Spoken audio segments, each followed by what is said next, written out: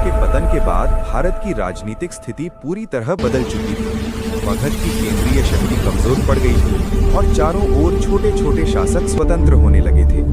ऐसे ही उथल पुथल भरे समय में इतिहास के मंच पर एक नया नाम उभरा, शिमुक, जिसे हम सातवाहन वंश का संस्थापक मानते हैं। शिमुक कोई जन्मजात सम्राट नहीं थे, वे एक सामान्य लेकिन दूरदर्शी और साहसी व्यक्ति थे। उन्होंने समय की कमजोरी को पहचाना और दक्कन क्षेत्र में बिखरी शक्तियों को संगठित करना शुरू किया। कण्व शासकों की निर्बलता का लाभ उठाकर शिमुक ने स्वयं को स्वतंत्र शासक घोषित किया और यहीं से सातवाहन वंश की नींव पड़ी। शिमुक ने अपनी राजधानी प्रतिष्ठान यानी आधुनिक पैठण को बनाया। सबसे पहले उन्होंने सेना को संगठित किया, छोटे छोटे स्थानीय शासकों को या तो पराजित किया या अपनी अधीनता स्वीकार करने को मजबूर किया। धीरे धीरे दक्कन में एक नई शक्ति उभरने लगी, सातवाहन शक्ति। शासन संभालते ही शिमुक ने केवल युद्ध पर ध्यान नहीं दिया, बल्कि प्रशासन और समाज को भी मजबूत किया। उन्होंने कर व्यवस्था को सुव्यवस्थित किया, व्यापार मार्गों की रक्षा की और किसानों तथा व्यापारियों को सुरक्षा प्रदान की। इससे राज्य की आर्थिक स्थिति सुदृढ़ हुई। धार्मिक दृष्टि से शिमुक एक सहिष्णु शासक थे। उन्होंने वैदिक धर्म को संरक्षण दिया, ब्राह्मणों को दान दिया और यज्ञ करवाए।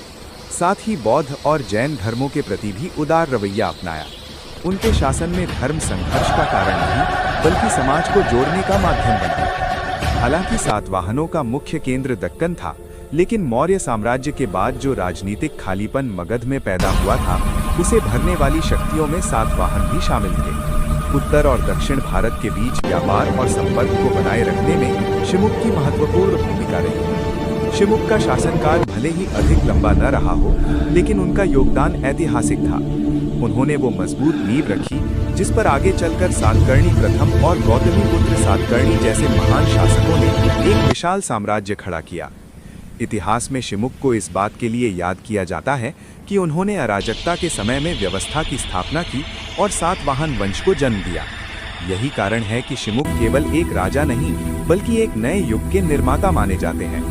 तो दोस्तों, आप लोग वीडियो देखते हैं पर वीडियो को लाइक और चैनल को सब्सक्राइब नहीं करते हैं। आप लोगों से हाथ जोड़कर विनती है, इस चैनल को सब्सक्राइब कर लीजिए। इस चैनल से आपको जरूर मदद मिलेगी। धन्यवाद।